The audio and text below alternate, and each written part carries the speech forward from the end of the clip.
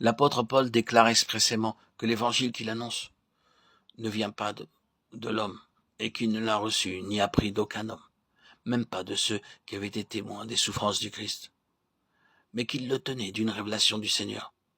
Il écrit effectivement aux Galates que son évangile est d'origine divine, céleste, qu'il a reçu d'une révélation de Jésus-Christ. Galates 1, 11, 12.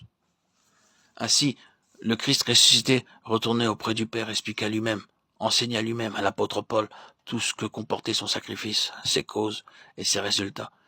Si cette pensée reste en nos cœurs pendant que nous étudions la prédication de la croix dans les épîtres de Paul, celle-ci se révélera aussi à nous comme étant bien la puissance de Dieu. D'ailleurs, nous avons une autre preuve de l'origine divine de l'évangile prêché par Paul.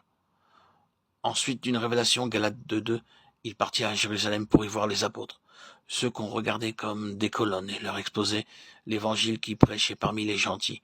Il constata alors qu'il avait été si parfaitement instruit par Jésus lui-même que les plus considérables d'entre eux n'eurent rien à lui communiquer. Ceux qui avaient suivi Jésus sur les chemins de la Palestine, qui avaient été les témoins de sa mort, avaient conversé avec lui après sa résurrection, ceux qui avaient été baptisés du Saint-Esprit le jour de la Pentecôte, n'eurent rien à communiquer à celui que le Seigneur avait choisi pour être le messager de son amour. Non seulement cela, mais ils reconnurent la grâce qui lui avait été départie et la charge qu'il avait reçue de prêcher l'évangile aux incirconcis.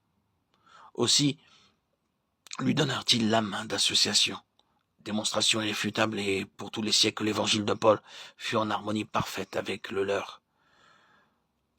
Celui-là même que les apôtres avaient reçu du Christ, lorsqu'après sa résurrection, le Seigneur les avait entretenus durant 40 jours, des choses du royaume de Dieu.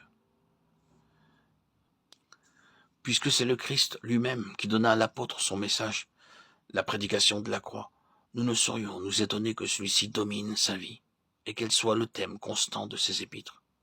Elle est gravée en lettres de feu dans son cœur, aussi bien que, très probablement, il n'eût pas assisté au crucifixion. Car si Paul avait assisté à la tragédie du calvaire, il eût sûrement fait allusion en l'un ou l'autre de ses écrits. Il parle du sacrifice et des souffrances du Seigneur avec tant de force, et une si manifeste illumination du Saint-Esprit qu'il peut écrire aux Galates que Jésus a été comme crucifié au milieu d'eux. Ô Galates insensés, écrit-il, qui vous a enchanté pour ne plus obéir à la vérité, vous, aux yeux de qui Jésus-Christ a été si vivement dépeint, comme s'il eût été crucifié parmi vous.